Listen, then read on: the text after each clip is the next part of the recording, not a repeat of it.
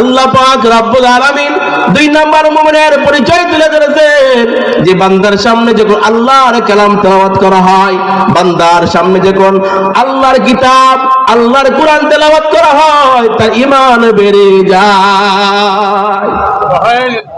গতকালকে ফাজাইলে আমল, প্রত্যেক মসজিদে আছে ফাজাইলে আমল, আমরা পড়ি না?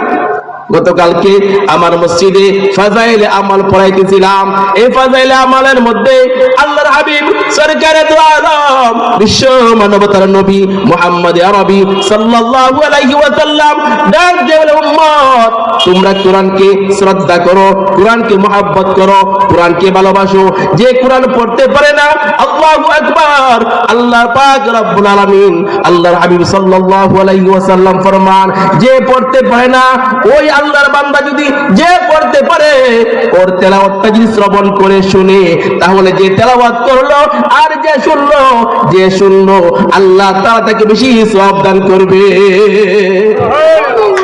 কিন্তু আজকে আমরা তেলাওয়াত শুনতে মন চাই না, চার দোকানে বসতে মন চাই, গল্প করতে মন চাই, দুনিয়ার গল্প করতে মন চাই, কিন্তু কোরআন তেলাওয়াত শুনতে মন চাই না।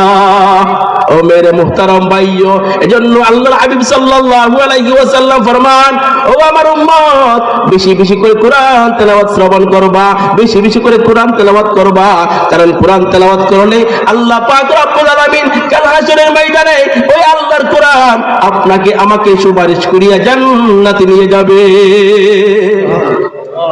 এজন্য কোরআনকে মহব্বত করতে হবে। যেহেতু মাদ্রাসার উদ্যোগে মাহফিল, কোরআনকে মহব্বত করতে হবে। যে কোরআন পড়ে, যে কোরআন পড়ায়, ওদেরকে ভালোবাসতে হবে, মহব্বত করতে হবে। ওদেরকে ভালোবাসলে, ওদেরকে মহব্বত করলে আল্লাহ তাআলা আপনার ইজ্জত, আপনার সম্মান বাড়ায় দিবে।